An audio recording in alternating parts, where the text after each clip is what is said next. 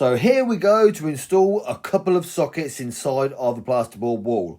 And what we're going to do is just going to pad saw them out. I couldn't be asked to go and get the multi-tool. It was just as easy to pad saw them out. And what I'm going to do, I'm going to fish that cable down from the top. Because this is an office built inside of a sort of a warehouse unit. So what we can do, we can feed it down the top with your 4mm.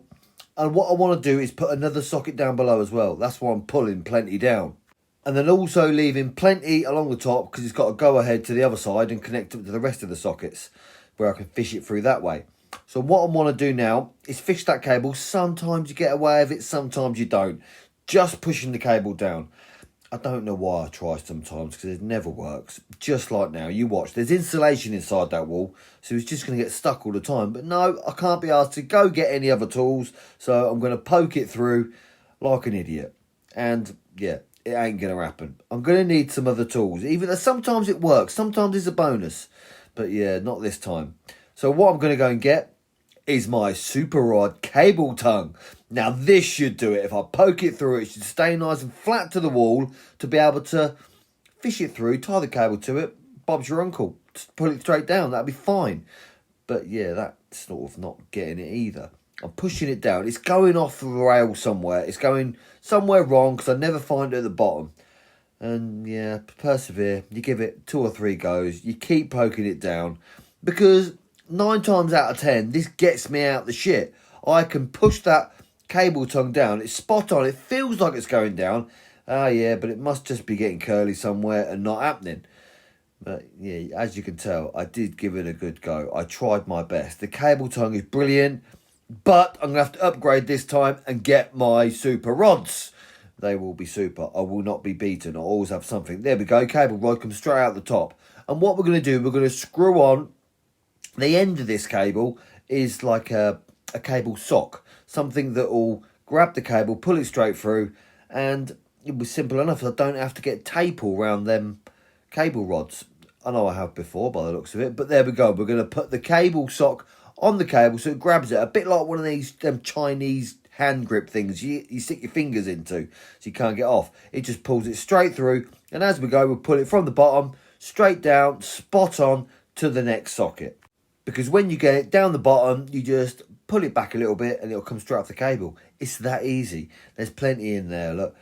So then now all we've got to do is put something to fix our box to. Because there's a joist right next to it. There would be, wouldn't there? I've had to cut a box hole out just for the joist next to it. So I'm going to use one of these box straps.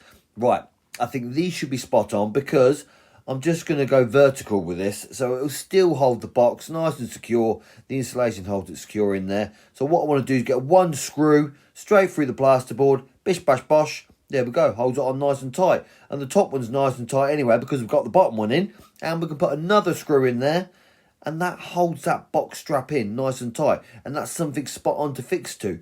And all I want to do now is stick a grommet in my box, feed it straight through and put it in there. And let's do it again to the bottom socket. I'm going to go vertical again because if you look, yep, there was a joist in there and I won't get a plasterboard box in there. I could have jiggery poked it around, but these box straps seem to do the job a bit better. Couple of screws straight in there through the plasterboard. If I just get it right in the right position, there's it's quite wide enough so you can get a decent screw in on a nice hard bit of plasterboard. That was my plan. I wanted to make it fixed nice and tight because with a socket, someone's pulling sockets in and out all the time. So you want to make sure that that box strap is fixed in nice and tight and nice and secure sort of thing. So one screw, yes, it is good, but I did go overboard again and stick another couple of screws in it.